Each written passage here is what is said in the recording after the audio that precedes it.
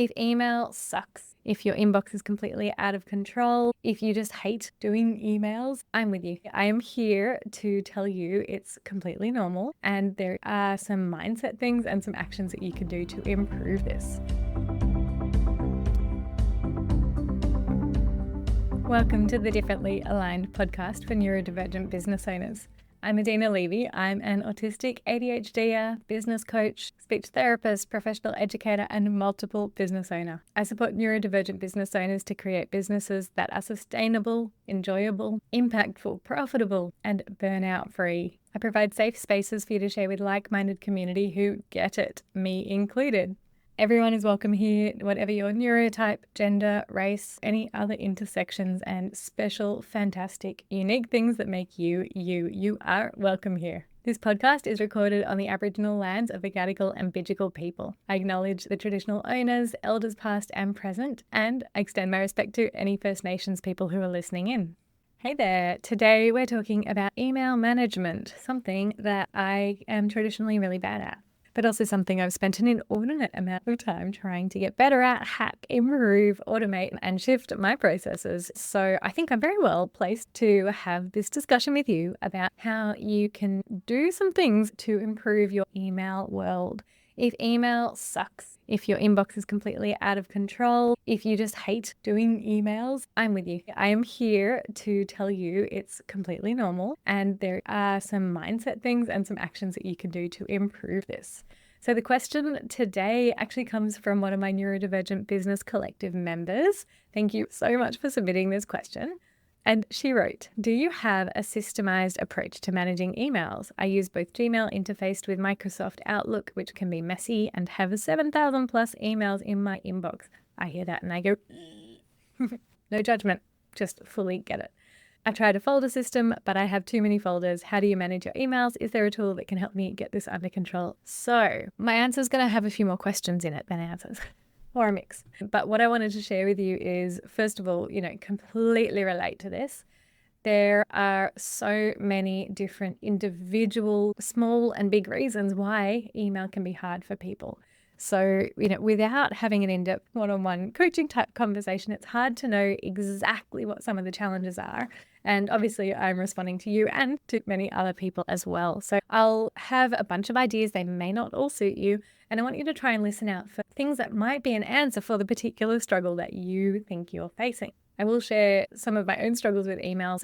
I have this kind of hope and expectation that is quite unrealistic and doesn't really match my reality and how I work.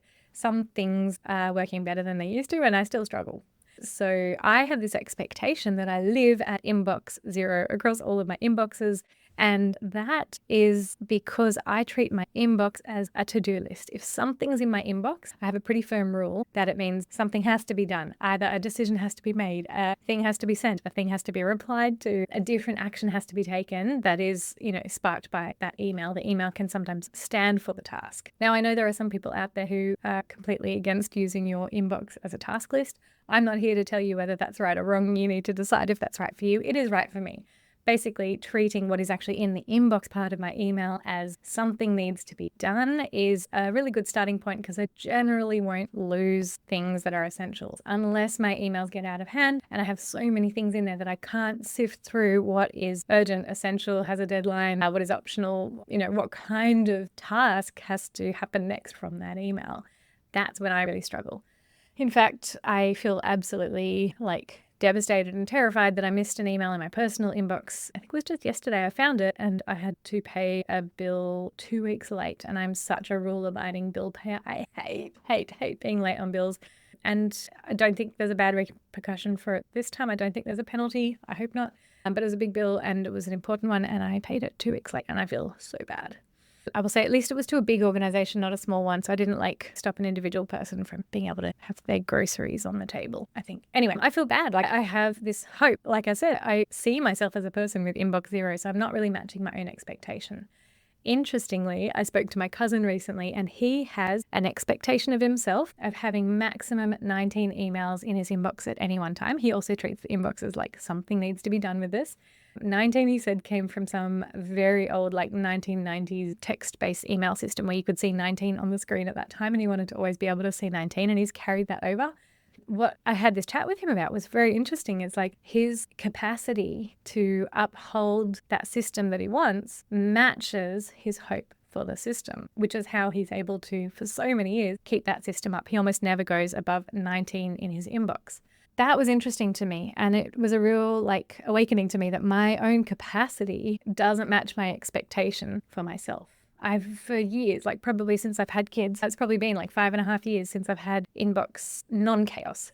So that's hard. I'm quite hard on myself about this. But, you need to understand deeply. I guess the whole point is try to understand, what are you expecting of yourself? What exact parts of it are hard? I am not at the bottom of the answer to what exactly is hard, except I know sometimes can just be boring. I also know that jumping into my emails means task switching. So I have found that my afternoon energy is a lot better for that kind of job, because I'm kind of ready to dip in and out of a bunch of different tasks, where I definitely do much better in the mornings doing deeper focus and just concentrating on one bigger project. So for example, this morning I was planning and outlining 4 podcast episodes, and here I am recording the 4th one. I'm actually really proud of myself that I batched them, by the way. That's earlier in the day energy for me. Later in the day energy does fit better with emails, but often this kind of comes back to my capacity and my demands. Is I want to do so many big thing projects that by the end of the day, there's no extra time for emails. Sometimes days go by and I haven't really done anything in my emails. I'm always checking and just keeping an eye on things, but I don't always respond. P.S. I'm really sorry if I ever left you hanging on email. One thing I want to tell you is you have permission sometimes to not reply to some emails. I needed to be given that permission about 1.5 years ago. Somebody gave me that permission, and it was I just didn't know. I honestly didn't know that that was a possibility. And I thank that person very much, and it's just changed my life. So there are some emails where I look at them, and rather than say, what reply do I give? I think, do I need to give a reply? And that's pretty groundbreaking. Yeah, that's cool. So just consider that. That's an option.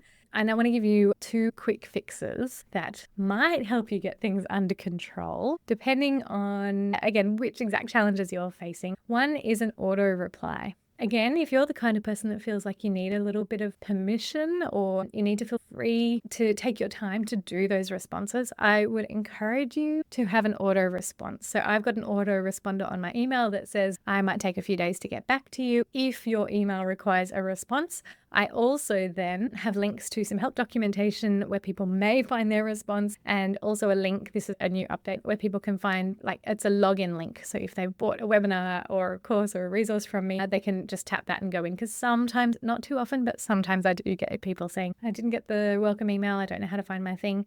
I'll come back to that idea in a moment.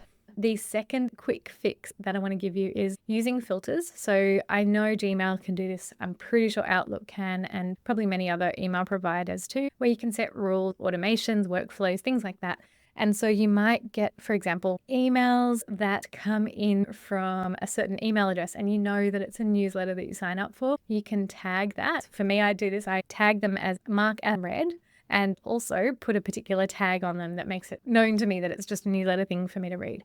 Many inboxes also sort them out and sort of put them in promotions tabs and things like that. I like to have a bit more control over my email, so I don't let my Gmail do that. I sort them myself by saying, any email coming from this address, make sure you tag it with, it's like a little book emoji. It's basically for me to read it, and then mark it as unread. And basically it means I can see it's in my inbox, but I don't feel the need to rush to do anything with it. It's not in bold, for example. So think about what kind of rules you could set up that are going to help you at least categorize, tag, maybe give things priority or non-priority automatically as they come in. So the side thought I had earlier when I was talking about sending that login link is connected to this idea is, can you reduce the number of emails that you get? Now, what I mean by this is think about the kind of emails, especially if they're inquiries from customers or clients, or they're customer service type emails. Especially if they happen more than once with any kind of frequency. Think about any other way that that person could have had their question answered without having to email you. So that's one way of thinking about it. Can you provide better documentation on your website or up front when someone's booking, or as soon as they send an inquiry, then they get this short amount of information that will answer some of the questions they might have otherwise sent direct to your inbox. For me, both of my businesses have a lot of transactions where people are getting instant access to things online, like a webinar or the membership, things like that.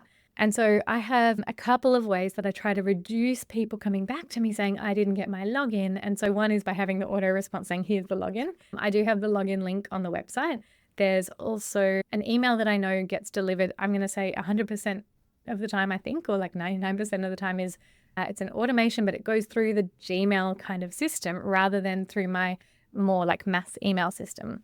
And that automation, I have it set up through Zapier, and it sends the person's invoice to them. So as far as I know, everyone or almost everybody who has a transaction through my business get that invoice email. And in that invoice email, I just give them the heads up that if they registered for like a workshop, a webinar, a course, they can expect another welcome email. And if they don't get it, email me. Because sometimes, unfortunately, my emails do go hide in spam and junk and that kind of thing. I wish it didn't, but especially those really important ones like where somebody has actually signed up for the thing and they need that access info. So it does happen from time to time. Since having that little heads up, it's like, go look in your spam and junk folder, and if you still don't find it, then email me. I get very few emails from people compared to the number of transactions for people looking for their login. So that's pretty cool. Those are just a couple of ideas, like how can you reduce the inquiries that you're getting? Where else could you put that information so that people can just come to you for those other things, not the more usual day-to-day kind of questions? Just a couple more ideas you could try if it fits the exact challenges that you're having. Coming back to that idea, if it's repetitive, if somebody's asking you the same thing a couple of times, even more than once, or if you're writing an email and you're like, I think I'm going to use this more than once, save it as a template. Again, almost every email system has some sort of template email option. It might be called something different. And personally, I actually use Help Scout as my email system within my business these days, rather than Gmail. In that system, they're called saved replies, but it's the same thing. They're basically template emails. You click a button and your email pops up there. Use them as much as possible, especially for things you don't want to write. If it's like a debt collection email or, anything like that, make sure that you've saved it as a template. So it's really easy for you to just, you like that emotional labor of, I've got to send this email and I don't want to write it. And it's kind of, nobody wants to hear that kind of message. Just click your template button, done. It also means you can systematize things if you get somebody else helping you in your inbox, which is yet another way to reduce you having to deal with emails. Have someone else help you, a virtual assistant, an admin assistant, have somebody else support you with emails if your email system sucks that much.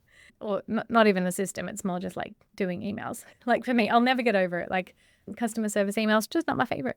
So that's something that I really want you to consider. If you can even get just a couple of hours a week, have somebody help you with your emails. I might one day do another episode all about how you can kind of train somebody to help you in your email inbox. That could be something. Let me know if that's of interest to you. And the last idea I want to leave you with is to consider whether batching email responses or email inbox time is a good fit for you. Like I said, for me, it works in my afternoon time, like that end of day energy, when my brain can't really pull anything kind of big and coherent together. It's more about like I'm ready to just dive in and do a few bits and pieces. That might be helpful. And you might even set those rules for yourself. You might even put it in your calendar. You might even say like, Monday 3 p.m. is inbox time, and maybe give yourself a real special treat, like allow yourself a fancy snack while you're doing it. Whatever works for you. And if you need extra motivation, I have actually created a custom GPT. Basically, it's like a little corner of ChatGPT, which I've shared with my Neurodivergent Business Collective members. They have access to this very special tool, which basically can add some motivation to the email process. I like to set a 5-minute timer and see how many emails I can smash down. Maybe it's just archiving them, maybe it's saving or forwarding or a quick reply or whatever that is. And it kind of graphs every 5 minutes as you reduce the number of emails in your inbox. And I've also trained it to send a really cute image like celebrating kittens and that kind of thing as a little extra motivation as you work through your emails.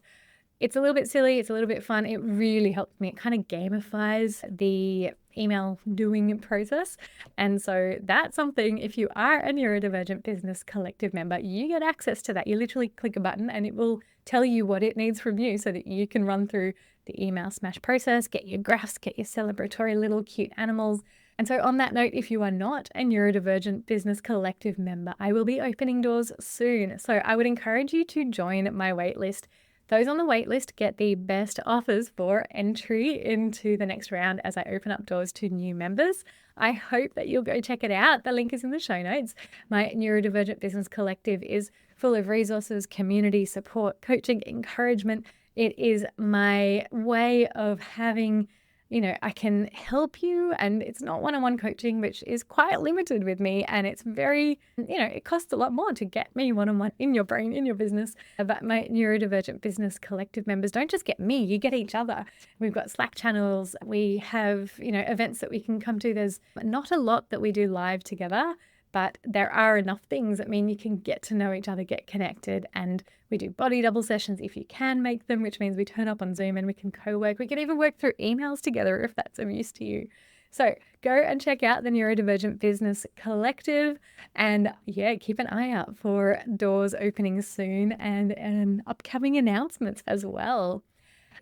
With this email question, if you have any follow-up question, you who submitted it or anyone else, the more specific your question is, the more I can kind of dive into like real specific strategies, ideas, etc. So really welcome your questions. My collective members get first priority. So members who submit questions, they get their questions answered. And, second in line will be other people who are not collective members, but you're still really welcome to let me know how can I support you and connect with you and keep you moving into a more aligned business in the future. Chat with me on Instagram. You can find me at neurodivergent.business. I won't say send me an email. You can. It's okay. I won't hate you for it. I really don't. It's not your fault. It's my own problems with email. If you need to send me a line by email, you are welcome to. It might be my VA who gets back to you, and it might be me, but it might just take me a long time. Thank you so much for listening. Get in touch with me on Instagram. You'll find me there, neurodivergent.business. Have a beautiful day.